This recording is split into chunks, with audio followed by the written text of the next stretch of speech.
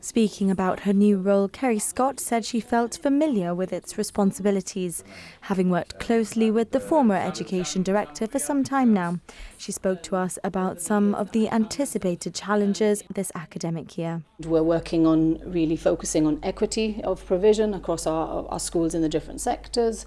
And now we have to address perhaps some of the issues that have arisen through COVID. So there are vulnerable children and young people who have found the last 2 years particularly challenging as a result of isolation, as a result of perhaps not having the support network as easily on hand. A lot more time on social media, a lot more time to think. So the mental health and well-being of our children and young people, that's something that we, across all of our schools, are very, very mindful of. Anything in particular you'd be looking to do to tackle those specific issues? More than anything, it's socialisation of our youngsters at a very young age, because although we feel that, people in the public domain, and the politicians in England, not particularly here, but in England, there's been a lot of speak about lost learning, and I feel that it's a very loose, or a phrase that's used very loosely. And I think that really during COVID, there have been so many opportunities for learning. Children have been exposed to different ways of doing things, of living through new experiences, and they are like sponges, that respond and take in and adapt and learn in so many different ways. And I've lived it firsthand with my daughter. So I think that it's been an excellent opportunity for growth, rather than something. It's not a deficit model. It's something that has propelled them. They'll always remember this. But what has been lacking for shorter periods of time in Gibraltar, given the way that our community tackled COVID, I think, so successfully, is the absence of being with other people and with socialising. So our schools are very cognizant of that and are continuing to provide, although we've had COVID measures in place in terms of non-mixture of bubbles and things for a good proportion of our time the last 2 years, we're cognizant of the fact of building those opportunities. For her part, Jackie Mason told GBC she'd look back on her time in the role fondly.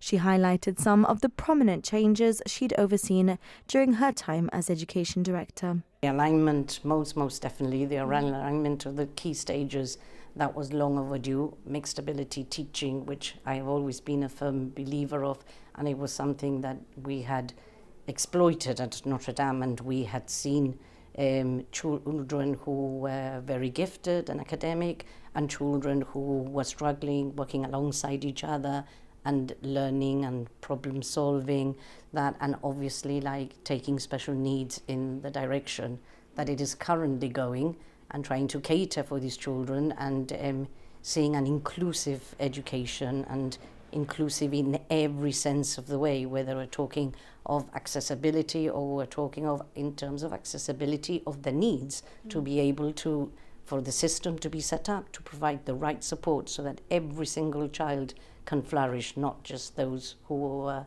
gifted. New head teachers at Bayside, Governor's Meadow and St Martin's were announced too. At the secondary schools, this week will be particularly busy with both A-level and GCSE results to be announced.